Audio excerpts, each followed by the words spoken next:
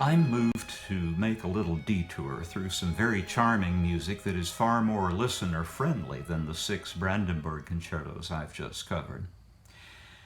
I can't remember where I read the phrase, the singing south versus the playing north. It might have been Michael Steinberg. But at any rate, the playing north is overrepresented in my YouTube series, and maybe it's time I took up some music that exemplifies the singing spirit of the South, the birthplace of opera. So I'll take up 4 violin concertos written by Antonio Vivaldi around 1720 while the composer was living in Mantua.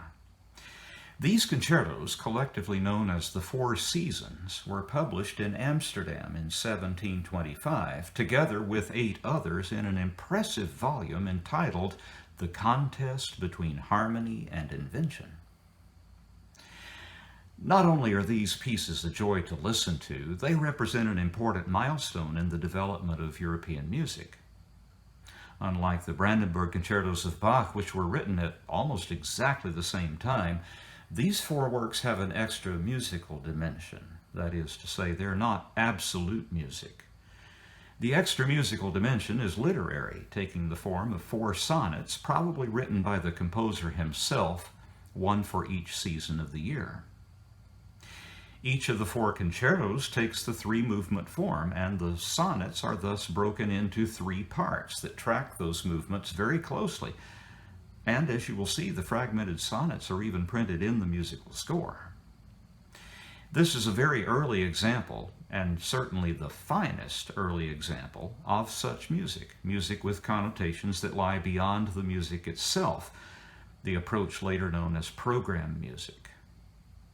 Vivaldi's Four Seasons may be appropriately compared, I believe, to Beethoven's Pastoral Symphony, written about 90 years later. The first of the 4 seasons, Spring, is set in one of the brightest keys I know, E major. The ritornello principle, as well as that of the basso continuo represented by the figured bass, familiar from my treatment of the Concerti Grossi of Bach, are foundational to the construction of this concerto. But the sound of this concerto could hardly be more different from that of Bach's meticulously worked out polyphonic structures. Here we have no polyphony at all, other than the almost incidental overlapping of bird calls in movement 1. This pleasant homophonic style is, of course, exactly what audiences of the time were used to hearing in the opera theater. And with the publication of this music, Vivaldi guaranteed himself an enthusiastic following of the sort that Bach never enjoyed. I believe this music is so self-explanatory that it needs no further words from me at all. I've provided the sonnet that accompanies the Spring Concerto, and that will be the next thing that comes up after my face evaporates into the ether. I've only given that text 15 seconds of screen time with the expectation that you'll want to pause the video at that point and spend enough time with the sonnet to get a grasp of the particulars as they apply to each of the movements in turn. That will certainly enhance your enjoyment of this wonderful music. This beautiful recording is by the Budapest Strings, led by Bela Banfalvi.